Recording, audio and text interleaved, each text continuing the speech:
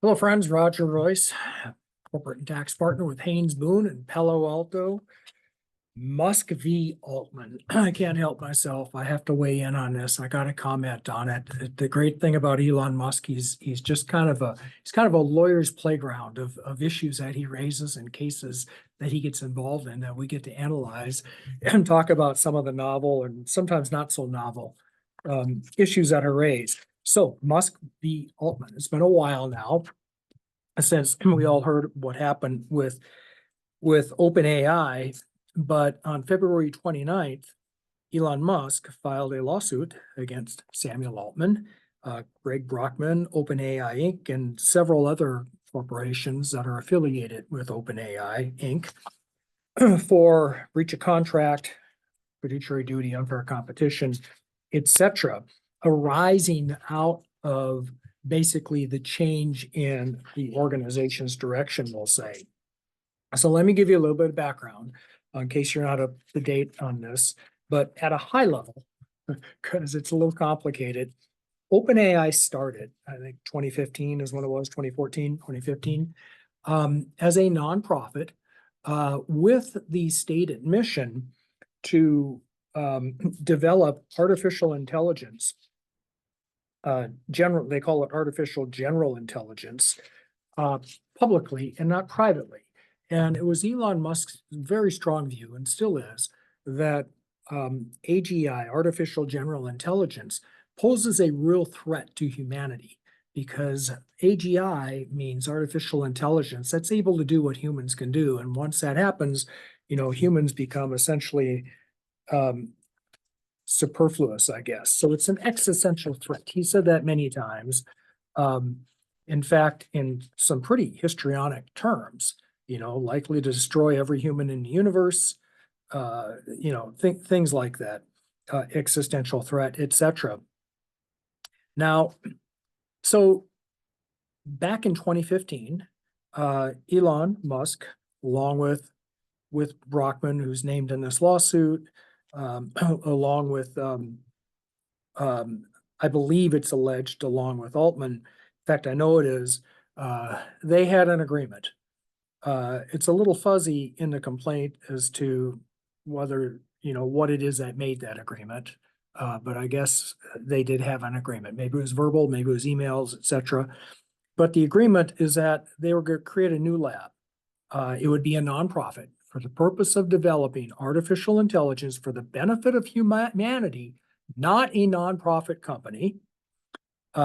Number one, and number two would be open source, and they would balance only safety considerations, but they weren't going to keep it technology closed or secret. They called it the founding agreement in the complaint, and they say it was memorialized in a certificate of incorporation, which says, like all 501c3s, it recites its exempt purpose. And it said that the resulting technology will benefit the public, and the corporation will seek to open source technology for the public benefit when applicable. And by the way, and this is required by law, that the corporation's property is irrevocably dedicated to those purposes. Now, Elon funded this thing going forward, lots and lots of money into the nonprofit to do the development. Now, this is where it gets a little bit complicated, because and every big company in the valley is in this. That's the other great thing about it. There was a real concern that Google was on a path to come up with an AI system, a really strong artificial intelligence system. And of course, the OpenAI folks, we'll call them, were concerned that this existential threat technology would be in the hands of a private for-profit company. They thought that was dangerous. And throughout this time, the parties advocated for strong regulation as one way to control this, but for open sourcing it, but definitely keeping it out of the hands of any one private company. So that really increased the urgency. It was really sort of an arms race here to get to this concept of AGI. Now it gets a little tricky here. Somewhere along the line, the company, OpenAI, it had entered into a license agreement with Microsoft. And Microsoft, of course, private company, and under the terms of, so not in support of the charitable purpose, it's alleged in a complaint, But as you can imagine, Microsoft's license, and it went both ways because OpenAI was using their platform in order to develop it, so they needed each other. Microsoft characterized it as a joint venture later on, in fact. Anyway, so Microsoft and the company have this license.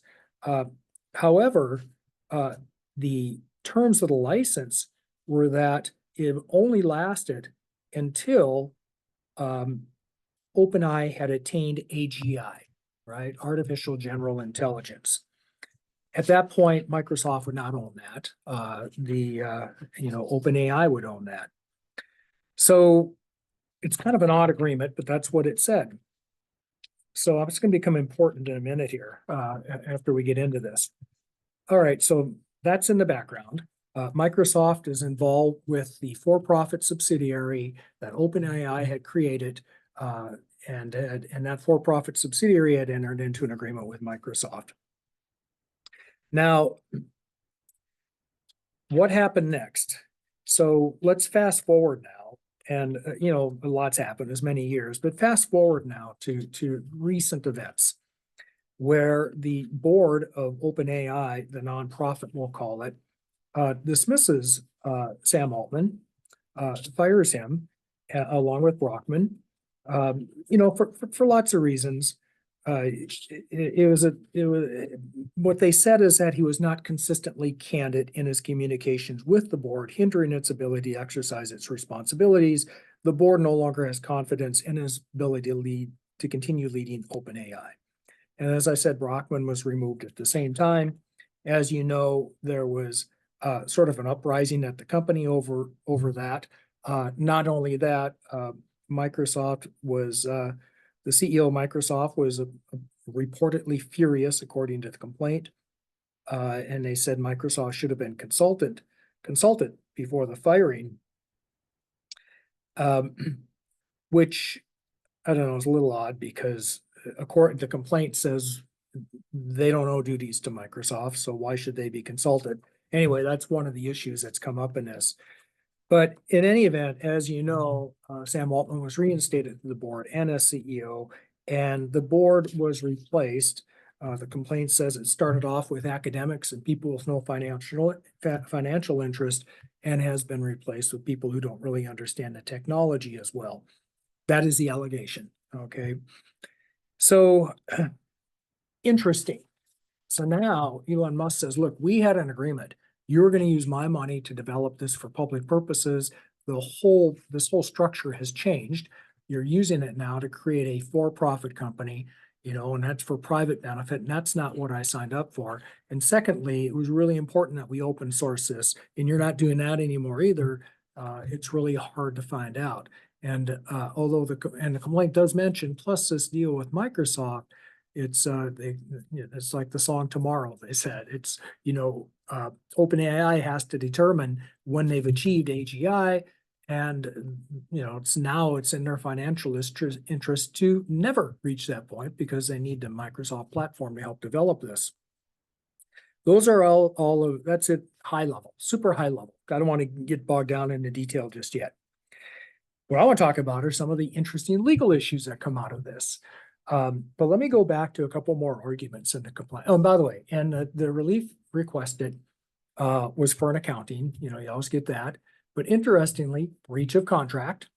So look, we had a contract through all of these conversations and the certificate of incorporation. And number 3, breach of fiduciary duty, because you, board of OpenAI, the nonprofit, you shouldn't be letting all this stuff happen. You should stay true to your nonprofit purpose. Okay, those are the allegations. So a couple of things about that. From my standpoint, as a completely no horse in this race, bystander observer, totally only interested in this as an intellectual matter. First of all, it is true that corporate documents can be a contract and evidence of a contract. In fact, we see a whole line of cases in many states showing bylaws being enforced as contracts. So that could be, that'll be an interesting claim. It's interesting that there's no securities fraud claim in this case.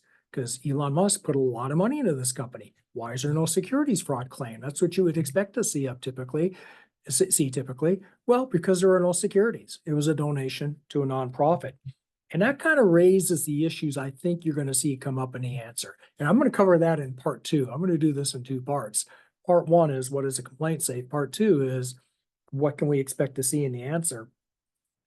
I expect them to challenge standing on that basis. Well, we'll see how far they get with that. I have an opinion on that, but I don't want to say anything just yet. But I expect that to be a claim that, look, Elon, you don't have standing to challenge any of this stuff. You're just a contributor to the company. That's it. I expect there to be a challenge to venue and say, look, this is an internal matter for decision in Delaware. I have an opinion on that too, but I'm not going to express what it is yet. I just expect to see those defenses raised. I'm more interested, not in so much all that procedural stuff. I'm more interested in some of the interesting legal issues. Now, one of the things they say in this complaint is that, look, court, if you let OpenAI get away with this, every company in the Valley is going to do this. Because think about what's happened here. Tax-deductible contributions to a nonprofit develop this IP, but then it gets commercialized by a for-profit, right? You get a deduction, you go in, and the nonprofit doesn't not recognize any income or doesn't get taxed on its income because it's a nonprofit and it's still within its exempt purpose. But then it licenses it to a for-profit, which goes out and commercializes and make a lot of money. What's the difference? Well, if you're a VC investing in a typical for-profit, you don't get a deduction for that money. But if you're an investor, if you're making a contribution to a nonprofit, you do. So the argument goes, this is going to change the model in Silicon Valley. I got news for you. That model's already out there. I've done 100 deals like that. And this is alleged to be different. But it's oftentimes that we'll start a nonprofit. We'll go pursue some exempt purpose. Then out of the blue, sort of by accident, all of a sudden, what do you know? There's a for-profit business there. And we could operate that through the nonprofit and have what we call unrelated business taxable income and just pay tax on that income. Or we can spin it off, which is what we normally do. Drop it into a for-profit and get rid of it. License the tech, take some stock back, sell it. As long as we get fair market value, that is oftentimes done. So that might be a little overstated, what they're saying here. I just don't think it's going to change the paradigm. And the reason why is not because of tax issues. It's because, it's kind of the fundamental problem here. Elon didn't get anything for that money, right? So to say we're going to change the model means venture capital investors are going to suddenly become super charitable. And yeah, I know clever lawyers will find ways around that with warrants and derivatives and futures and things like that. I just don't think so. I mean, it's, these companies are complicated enough. And that's the kind of complexity only someone like me would like. I don't see investors really wanting to gamble on that, but I could be wrong. That's only my opinion. I've been wrong before.